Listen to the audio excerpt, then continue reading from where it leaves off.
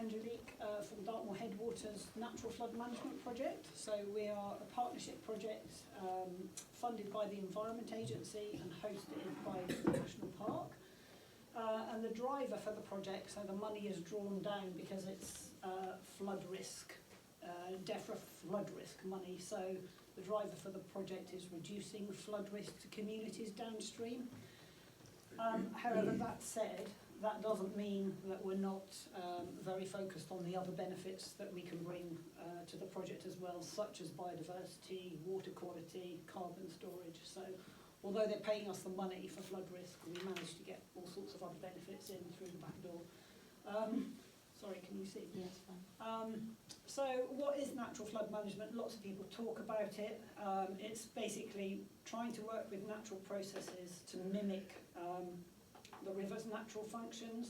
So for example, many rivers now are so incised that they're not connecting with their floodplains. So we're trying to allow the river to be able to access the floodplain, to slow down water and store water, that kind of thing. So it's really mimicking the natural function of the river. So if you take this diagram, it's just a few examples of the kinds of things we might be able to do. So at the top of the catchment, in our case, that's very much where we're focusing our efforts in the beginning. We're trying to work right at the source of the rivers where the problem begins. So in that section of the catchment, we might be working on with the peatland restoration team. We might be restoring spring mires so that they function better hydrologically, to hold the water better. In some upland environments, you might have the luxury of being able to plant trees to be able to help with infiltration and slowing water. That's quite a difficult topic in the uplands in a landscape like Dartmoor, because you have so many constraints, so many reasons why it might not be easy to plant trees. So other things might be blocking tin lining gullies which channel water very fast, trying to slow down the speed with which water can travel downstream. And then if you move sort of off the common into the middle section of this diagram, typically on enclosed farmland, you might be able to plant riparian woodland, work with the landowners to address soil health and better infiltration, reducing compaction, that kind of thing, which all helps the water to infiltrate and not rush off really fast. You may also be able to create storage areas where the water's temporarily stored in high flows, which horrifies a lot of people, but it is temporary storage until the water table returns back to normal. And sometimes you can create that online so that the watercourse feeds that storage area, or also separate offline storage areas. Also, as I mentioned earlier, reconnecting the river with its floodplain. And unfortunately, we're obviously a national park-based project, so we can't currently can't go beyond the boundary of the national park, so we're not working with the salt marsh and the coast and the estuary section of the catchment. But obviously, everything we're doing higher up has a massive impact on what's happening at the bottom. And we hope to be able to stretch those boundaries a little bit and work closer with all of you people who are working lower down in the catchment. Okay, so why do we need natural flood management on Dartmoor? Many of the rivers originate, the headwaters of the rivers originate on Dartmoor. 21,000 plus properties at risk of downstream flooding, and one of the reasons that these pilot projects were set up by the Environment Agency was in response to quite serious and localised flood events. I think the most notable were probably in 2012 when many places flooded. And it's, typically some of the subcatchments on Dartmoor, they're very steep. The onset of flooding is quite rapid, so you can get serious flooding situations in small communities happening quite quickly. And it's not just, it's easy to say it's land management that's the problem, and the farmers are causing all this. Well, it's a very complex picture why we're getting so much runoff. you know, it's to do with the geology, the topography, historic land use, not just the current land use. So it's quite a picture to unravel. And obviously it's important because, you know, we all know that global warming is happening. It's very evident. The predictions are for more intense, more frequent rainfall. And, you know, very topical. Last year we had a heat wave, so, you know, some of the work we're doing is increasingly important for drought resilience. You know, take the commons, which can dry out quite quickly in a hot summer. If you haven't got storage, water stored, you know, some of the livestock will be without water for long periods of time. So this all started in 2018 when the pilot project was launched. It was just one of 60-odd projects funded around the country by the Environment Agency to pilot and to trial some of the measures to see which things work best where, what's viable, start to build relationships with landowners and communities, and to get these concepts more into the forefront of people's minds. So we worked in the Mardle and the Dean Burn catchment, which are obviously pertinent to today's event because they drain into the River Dart, which is one of your South Hants catchments. We worked on part of the just a small area of Hanger Down, and the Collie Brook and the Black Brook. So again, they were chosen because they were fairly small, steep catchments, reasonably easy to monitor, and had flooded quite badly. So just an example of some of the work we've done. I've seen some of you and talked to some of you on our display earlier about some of the measures we've been doing, but typically lots of different types of leaky dams, some of them in tin mining gullies. You know, anybody who walks on Dartmoor will know that everywhere you've got tin mining, which has created some really steep gullies which are now serving to channel water off the moor really quite quickly. So we have to be very careful what we do there because they're archaeologically very important. Would you believe? But they are. So we can block them, and when we say block them, we're blocking them with leaky structures so that we're still allowing the water to travel downstream because it's got to go somewhere, but we're trying to slow down the speed that happens. So yeah, hundreds of leaky dams were put in, 6,000 trees, which doesn't sound like a huge number, but it's been very difficult to plant trees in any great number for many reasons. We funded peatland restoration in partnership with the South West Water Peatland Restoration Project, who are obviously working in the same, very often in the same catchments as us, just much higher up on the Blanket Bog. So, you know, they're sort of starting at the very source. We're working downstream, just below them. Yeah, and working with other partners on similar projects, trying to coordinate this type of work together. Negotiations with Natural England and other partners to try and influence things like livestock grazing. So on the commons, you can see in the picture at the bottom, you've got some reasonably tightly grazed land.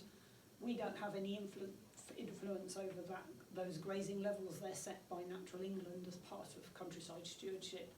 So you know, it's all about negotiating with the right people to try and make changes. And we worked with Plymouth University with a PhD student working on hydrology of woodlands and measuring infiltration rates, so comparing the benefits of woodland in terms of how that affects the infiltration of the soil compared to just a fairly tight grazed pasture. And it's not hard to imagine that the difference is quite remarkable when you can get something actually penetrating its roots to help that infiltration. So yeah, the pilot phase of the project showed us that natural flood management is a concept that can be delivered successfully. There's much more we could have done in scientific monitoring to prove that, but we hope to do that better in future. So what we want to do now is we're into the second phase of the project, and we're taking that learning to roll it out over a much larger area of Dartmoor. So, you know, if you look at those individual examples there, a few dams and a bit of tree planting here. You might think, well, that's not going to stop flooding, but if you can work across the whole catchment and implement, you know, some of those things here and some tree planting there and some storage here, you start to then be able to make quite a difference at quite a scale. So it's about the collective measures rather than the individual ones. So I think I just touched on maybe, but delivering this kind of work within the national park environment is very challenging. There's lots of constraints and considerations. You know, you've got, as I said, we're in the headwaters, so you're working with the commons and the commoners. So you've got the landowners of those commons. You've got to get the agreement of all the different commoners. Yeah, and it's a case of trying to prioritise which management you know, takes precedence. For example, you know, is the archaeology on the common more important than our flood management? You know, answers on a postcard. You've got landscape character assessment for Dartmoor, well, for every area, but for Dartmoor, which guides planning decisions. So, you know, within the local plan, there are land management activities to preserve the landscape and the special features of the national park. So we have to work alongside those kind of documents as well. There's a very meaty document that some of us will be very familiar with, the Commons Act. So every common has a Commons Act, but the Dartmoor Special, it's got its own separate one as well. So there are lots of things in there which make it difficult for us to implement what we're trying to do. For example, you know, planting trees on a common and fencing on a common is not straightforward. So you have to navigate all these kind of things. So yeah, these constraints provide both opportunities as well as creating obstacles.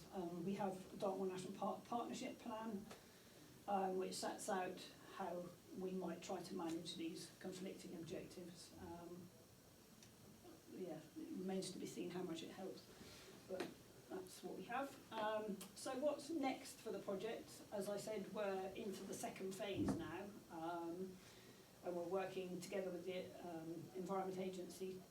We've identified priority catchments, so you can see that the Erm and the Yelm are priority catchments, and Angelique particularly has been doing quite a lot of work to make relationships and work with some of the groups operating here already.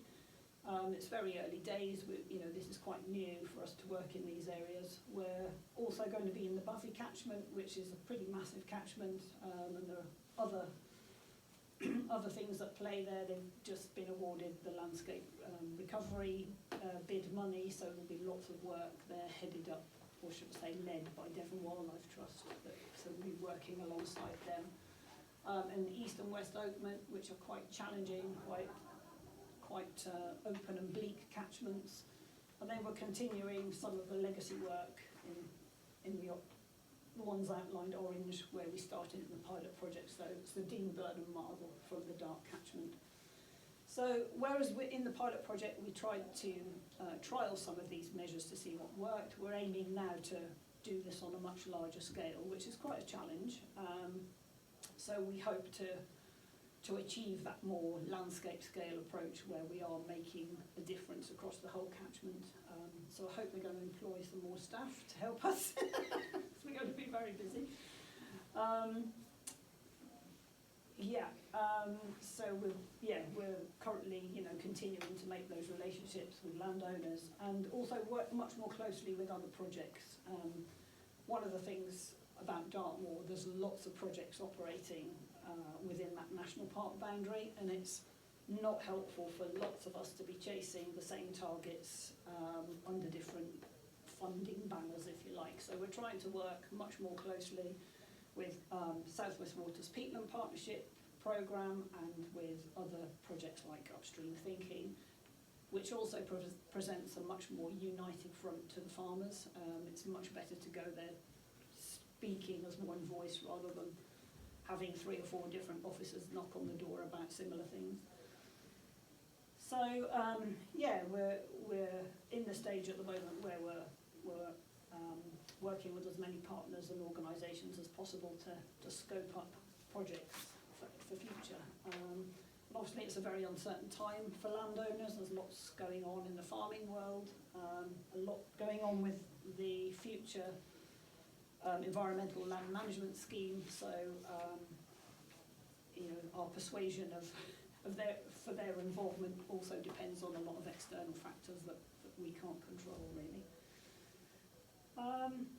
So yeah, if anybody wants to get in touch, those are our contact details, but if anyone's got any questions, it's a very quick whiz through. Kerry, what I'm going to just interrupt you there because we've got one more speaker. I'm Yeah. just conscious of time. Sorry, I was too So long. no, that's all right. So what we're going to do when we've had our third speaker, Diane, we've each got a name on each